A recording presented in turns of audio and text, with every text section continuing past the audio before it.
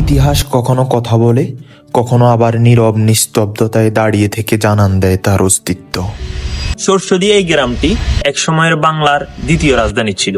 এই স্থাপত্যের প্রতিটি ইটের সাথে মিশে আছে হাজার বছরের ঐতিহ্য।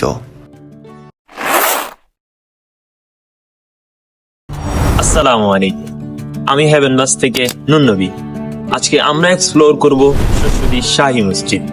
ফেনী শহরের মিজান রোডের মোড় থেকে 30 টাকা ভাড়া দিয়ে আপনি চলে আসতে হবে সরস্বতী রেলগেট। ওইখান থেকে 5 মিনিট হাঁটলেই এই মসজিদটি। ফেনী সদর উপজেলার দক্ষিণ দিকে সরস্বতী এই গ্রামটি অবস্থিত, যেখানে রয়েছে হাজার বছরের ঐতিহ্য, হাজার বছরের ইতিহাস, যেটা একসময় বাংলার দ্বিতীয় রাজধানী ছিল। এখানে এলে মনে হয় যেন সময় যেন থমকে দাঁড়িয়েছে। মোগলদের সেই ঐতিহ্য এখন আর নেই, কিন্তু তাদের শিল্পবোধ আজও টিকে আছে এই সরস্বতী শাহী মসজিদে।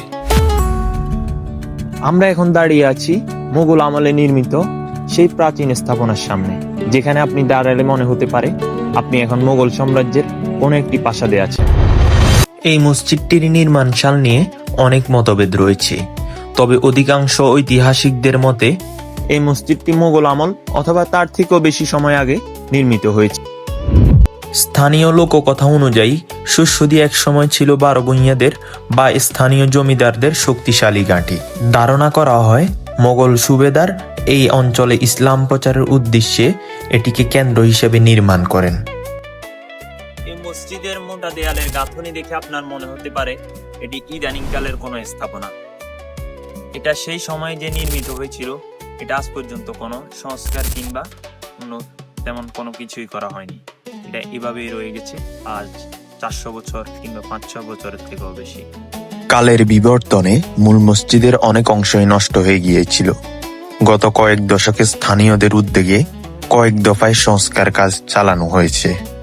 যদিও আধুনিকতার স্পর্শে প্রাচীন কারুকার্যের কিছু অংশ ঢাকা পড়েছে, তবুও এর মূল অবকাঠামো এখনো অপরিবর্তিত। বর্তমানে আধুনিক অজুখানা এবং সামনের মিনারগুলো এর সৌন্দর্য নতুন মাত্রা যোগ করেছে। আমার পিছনের এই দেয়ালগুলো জানি না কত সাম্রাজ্যের পতন দেখেছে আর কত সাম্রাজ্যের উত্থান দেখেছে, কত মানুষের প্রার্থনা এই দেয়ালগুলো শুনেছে নিজ কানে, সেটা হয়তো আমার আপনার অজানা। চলুন দেখে নিই এর নির্মাণ শৈলী। এই মসজিদের দেয়াল প্রায় 35 থেকে 40 ইঞ্চি পরিমাণ মোটা। সব থেকে মজার ব্যাপার হলো যে যুগে কোনো রড সিমেন্ট কিছুই ছিল না, পাথর, চুন আর সুরকি এবং ইটের সংমিশ্রণে তৈরি এই ইমারত আজও কতটা মজবুত হয়ে দাঁড়িয়ে আছে।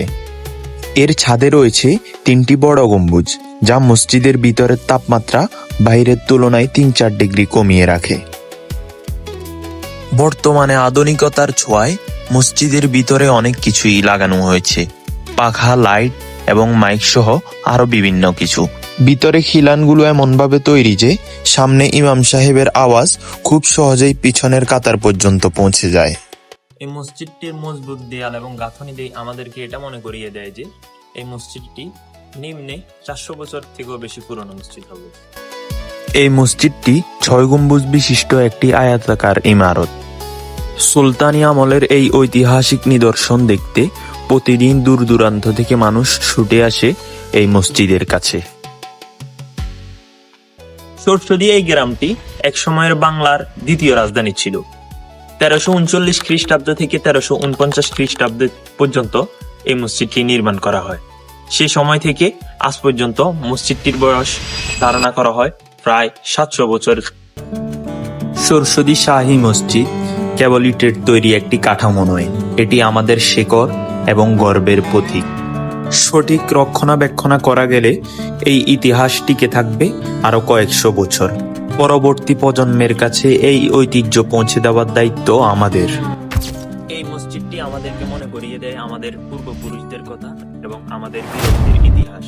আপনি যদি কখনো ফেনী আসেন, অবশ্যই এই মসজিদটি ভিজিট করবেন, কারণ এটি দেখলে হয়তো আপনার পূর্বপুরুষ এবং ইসলামী ঐতিহ্যের কথা মনে হতে পারে।